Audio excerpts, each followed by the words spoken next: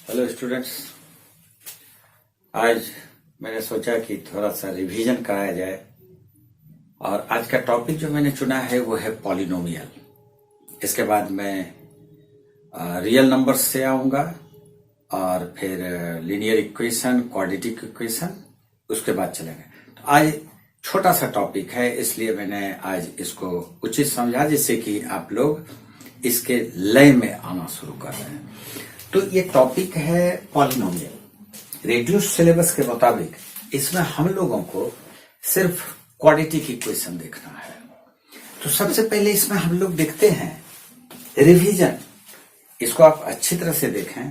Revision का मतलब है कि जो मैं बतला रहा हूं, अगर उसको आप अपने ब्रेन में अच्छी तरह से रखते हैं तो आपसे कोई क्वेश्चन नहीं छूटेगा।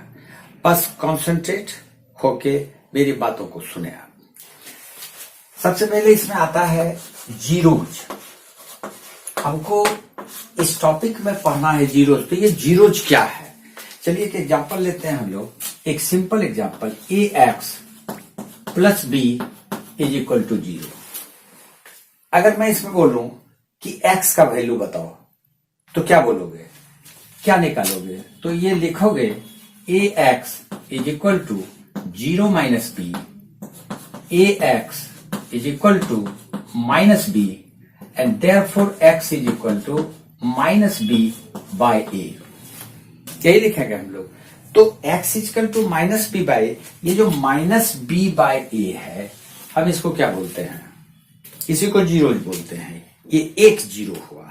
जीरो मतलब x का वो वैल्यू या y का वो वैल्यू या इस वेरिएबल का वो वैल्यू जो वैल्यू इस इक्वेशन में रखने पर ये जीरो वैल्यू दे देता हो। चलिए एक एग्जांपल और देखते हैं। 2x plus 1 is equal to 0। ठीक, इसमें x का कौन सा वैल्यू रखा जाए जिससे कि ये इक्वेशन 2x प्लस 1 का वैल्यू 0 हमको हो जाए। तो x के उस वैल्यू को हम लोग इस इक्वेशन का जीरोज बोलेंगे। तो जीरो समझ गए होंगे, कोई समस्या इसमें नहीं है, कोई दिक्कत नहीं है। ये लीनियर इक्वेशन है। लीनियर इक्वेशन इसको हम क्या बोलते हैं? ये लीनियर इक्वेशन का एक एग्जांपल है। लीनियर इक्वेशन, इसको हम लोग लीनियर क्यों बोलते हैं? इसका जो पावर है, x का पावर, वो 1 है, नहीं कुछ है तो 1 है। इसका मतलब इसका जो जीरोज होगा वो 1 ही होगा। जितना इसका पावर उतना जीरो। अगर मैं पूछूं आपसे ax क्यूब प्लस b, इसका कितना जीरोज होगा? नंबर ऑफ जीरोज बतलाना हो तो नंबर ऑफ जीरोज आप बोलेंगे कि इसका 3 जीरोज होगा। क्यों बोलेंगे आप? क्योंकि इसका पावर 3 है। अगर मैं पूछूं ax to the power n plus b equal to 0, इसका नंबर ऑफ जीरोज कितना होगा? तो आप बोलोगे कि इसका नंबर ऑफ जीरोज n होगा। n मतलब जितना इसका पावर होगा, 5 होगा तो 5 होगा, 7 होगा तो 7, 10 होगा तो 10। तो यही है जीरोज। जीरोज लीनियर इक्वेशन में 1 होगा, क्वाड्रेटिक में 2 होगा, क्यूबिक में 3 होगा, बाइक्वाड में 4 होगा। समझ गए? चलिए अब हम लोग चलते हैं। ये तो जीरोज की बात थी। जीरोज किसी भी इक्वेशन में हो, हमको जीरोज फाइंड करना है। पढ़ना क्या है? Quadratic equation. तो क्वाड्रेटिक इक्वेशन में हमको सबसे पहले हम लोग उसका जनरल फॉर्म देखेंगे। इक्वेशन का जनरल फॉर्म क्या होता है? क्या होता है जनरल फॉर्म? तो क्वाड्रेटिक इक्वेशन का जनरल फॉर्म होता है ax square plus bx plus c। ax square plus bx plus c, a b c ये कॉन्स्टेंट्स है और x स्क्वायर जो है यानी x जो है ये वेरिएबल है। और चूंकि x का पावर यहां पर 2 है, इसलिए इस इक्वेशन का नंबर ऑफ जीरोज 2 होगा। सही है? ये इक्वेशन है क्वाड्रेटिक फॉर्म का, क्वाड्रेटिक इक्वेशन है। क्वाड्रेटिक इक्वेशन इसलिए इसको हम बोलते हैं क्योंकि इसका पावर 2 है। अगर आप 2 पावर देखते हैं तो उसको क्वाड्रेटिक इक्वेशन बोलेंगे। 3 पावर देखेंगे तो हम उसको क्यूबिक फॉर्म बोलेंगे। तो ये क्वाड्रेटिक इक्वेशन और यही हमको पढ़ना है। इसमें x ये जो x देख रहे हैं इसी का वैल्यू हमको निकालना है। और ये वैल्यू क्या होता है? ये वैल्यू होता है, इस इक्वेशन को सॉल्व करेंगे तब ना, अभी कैसे बताते हैं? तो सॉल्व करेंगे और ये जो वैल्यू होगा वही कहलाएगा इसका जीरोज। इसका जीरोज निकालने के लिए हम लोग क्या क्या कर सकते हैं, किस किस तरीका से इसका जीरोज हम लोग फाइंड कर सकते हैं। तो इसका जीरोज फाइंड करने के लिए आप फैक्टराइजेशन अच्छी तरह से जानते हैं। फैक्टराइजेशन का इस्तेमाल इसमें काफी होगा। ए स्क्वायर माइनस बी स्क्वायर के फॉर्म में आ सकता है, ट्राइनोमियल के फॉर्म में आ सकता है, किसी भी फॉर्म में आएगा हम उसको फैक्टराइज कर लेंगे, एक्स का वैल्यू आ जाएगा। तो अब सवाल ये आता है कि चूंकि ये क्वाड्रेटिक इक्वेशन है इसलिए इसका number of zeros is equal to कितना? तो 2 होगा। इसका मतलब है कि इस इक्वेशन का 2 सॉल्यूशन आएगा, 2 वैल्यूज आएगा एक्स का, और वो दोनों वैल्यूज इस इक्वेशन को सेटिस्फाई करेगा। तो वो जो 2 वैल्यूज है हम उसको जीरोज बोलेंगे, और वो वैल्यूज कितना होगा? तो नंबर ऑफ जीरोज 2। अब ये जो नंबर ऑफ जीरोज है हम मान लेते हैं कि इसका जो 2 जीरोज है वो मान लिए कि अल्फा और बीटा है। क्या आता है पता नहीं, लेकिन ये अल्फा और बीटा हम लोग इसके जीरोज को मान लेते हैं। तो ऐसा देखें, अगर इसका जीरोज अल्फा और बीटा है तो हम कर सकते हैं a alpha square plus b alpha plus c, यह बराबर, मैं पूछूं आपसे कि कितना होगा, तो बोलो तो क्या बोलोगे?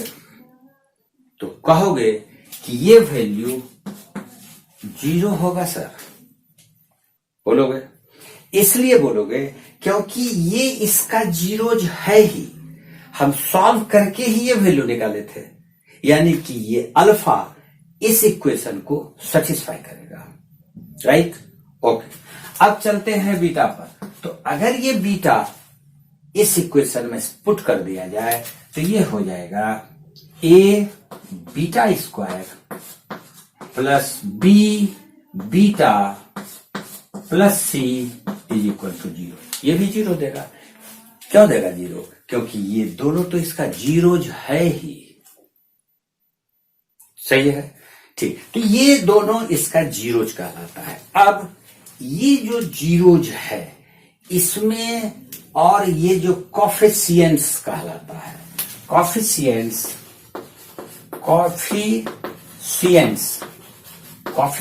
क्या हुआ इस इक्वेशन के लिए? ए बी और सी को कांस्टेंट ही मान लें। इसका कोफिशिएंट एक्स स्क्वायर का कोफिशिएंट ए, एक्स का कोफिशिएंट बी, और ये जो सी है ये तो कांस्टेंट ही है। तो इस तीनों में ए बी और सी और ये अल्फा बीटा में क्या रिलेशनशिप है? ये रिलेशनशिप हमको फाइंड करना है। सबसे पहली बात तो ये है कि फाइंड करने के लिए हमको दिया जाता है जीरोज। आप फाइंड कर लीजिए। अगर जीरोज फाइंड कर लिए तो जीरोज कैसे फाइंड करेंगे? फैक्टराइज करके। फैक्टराइज कर लेंगे, जीरोज निकल गया, ठीक। फैक्टराइज करने में तुमको कोई प्रॉब्लम नहीं होगा। अच्छी तरह से पढ़ चुके हो 9th क्लास में, तो फैक्टराइजेशन नहीं कर लोगे क्या? कर लोगे। लेकिन अब इसको वेरीफाई करना है, तो किसको वेरीफाई करना है? इसके दोनों के बीच में, इस दोनों के साथ ये तीनों का एक रिलेशनशिप है। तो उस रिलेशनशिप को जब हम वेरीफाई करेंगे तो मेरा दूसरा पार्ट यहां पर जो एग्जाम में आने वाला है आप कर देते हो तो आपका क्लियर हो जाता है, ठीक है। तो इसमें वेरिफिकेशन आता है। तो हम लोग वेरिफिकेशन बाद में करेंगे, पहले इसके रिलेशनशिप को देखते हैं। रिलेशनशिप क्या है। ये इधर 3 है और इधर 2 है 5, इस पांचों में रिलेशनशिप क्या है। तो चलते हैं हम लोग रिलेशनशिप में, हम लोग इसका रिलेशनशिप देखेंगे। ये हमारा इक्वेशन है, क्वाड्रेटिक इक्वेशन। अब इसका जीरोज को मान लेते हैं, इसका जीरोज अल्फा और बीटा है, ठीक। तो ये अल्फा प्लस बीटा, ये नंबर 1 जो 2 पार्ट हम लोग को निकालना है एग्जामिनेशन में, जो क्वेश्चंस का जो पैटर्न है, जो 2 पार्ट हम लोग को, we have to find the 2 part, that is the find the zeros of the equation and verify the relationship between the coefficient and the zeros of the equation. तो ये 2 part जो हुआ, इसमें ये जीरोज अल्फा बीटा है और coefficient A B और सी जो है, इसमें रिलेशन क्या है ये देखो। ये रिलेशन है sum of the zeros, sum of the zeros. Sum of the zeros मतलब अल्फा और बीटा का जोड़ यानी प्लस, ये हो गया अल्फा प्लस बीटा। यह बराबर, यह इक्वल टू होगा एक्स का कोफिशिएंट, लेकिन माइनस साइन के साथ, with negative sign, negative coefficient of x by coefficient of x square. मतलब हम कह सकते हैं alpha plus beta is equal to minus b by a. ये रिलेशनशिप आपको वेरीफाई करना होगा सेकंड पार्ट में जो अभी मैंने बतलाया आपको, ठीक है। इसमें एक ही नहीं है, एक और है, और वो क्या है, product of zeros. Product of zeros, product of zeros मतलब ये जीरोज है तो प्रोडक्ट का मतलब नहीं जानते हो, प्रोडक्ट का मतलब मल्टीप्लाई, दोनों को गुना कर दो। तो प्रोडक्ट का मतलब हो गया अल्फा और बीटा। ये जो अल्फा और बीटा है यह बराबर होगा कांस्टेंट टर्म यानी सी। कांस्टेंट मतलब सी मतलब कांस्टेंट, तो कांस्टेंट ही मान लो, सी याद भी रहेगा। तो सी बाय ए, यानी हम कह सकते हैं कि alpha into beta is equal to c by a. ये दूसरा रिलेशनशिप है और ये पहला रिलेशनशिप ये है। दोनों को मैंने प्लस कर दिया, प्लस इसलिए किया क्योंकि इस दोनों को अपने ब्रेन में हटा लिए तो इसका सारा सवाल बना दोगे। और इस बार पॉलिनोमियल में कुछ है ही नहीं, पॉलिनोमियल का हर सवाल बनाइएगा आप। दावे के साथ मैं कह सकता हूं, ये रिवीजन कीजिए, मेरा जो क्वेश्चन मैं बतला रहा हूं उसको आप देखिए और उसी पैटर्न को लेके चलें, क्वेश्चन नहीं छूटेगा। आज ये टॉपिक को मैंने रिवाइज कराया, कल इससे चुने हुए 4-5 सवाल को मैं बतलाऊंगा, उसको देखना मत भूलो। अगर सब्सक्राइब नहीं किए हो तो अभी कर लेना, नहीं तो भूल जाओगे, तो फिर कल वाला मिस कर जाओगे। और कल याद करके जरूर देखोगे ये रिवीजन का वो क्वेश्चन जो कि अगर समझ गए तो polynomial clear out. Clear out मतलब bold out, right. Bold out मतलब क्लीन बोल्ड, राइट। क्रिकेट तो देखते होगे ना, ये भी क्रिकेट है। क्रिकेट और मैथ में क्या अंतर है? क्रिकेट भी मजा देता है, मैथ भी मजा देता है, दोनों एक ही चीज है। क्रिकेट खेलो या मैथ खेलो, बात बराबर है, ठीक है। तो हम लोग कल असली मैच कल खेलेंगे। आज आप लोग इतना सा तैयारी कर लें, इसको एक बार बुक से अच्छी तरह से पढ़ लें और क्वेश्चन को कुछ बनाने का प्रयास करें। मैं चुनिंदा क्वेश्चन ही बतलाऊंगा और उस टॉपिक से हट के क्वेश्चन नहीं आने वाला है, ठीक है। तो आज के लिए इतना सा ही, कल फिर मिलते हैं। लाइक के साथ। ठीक।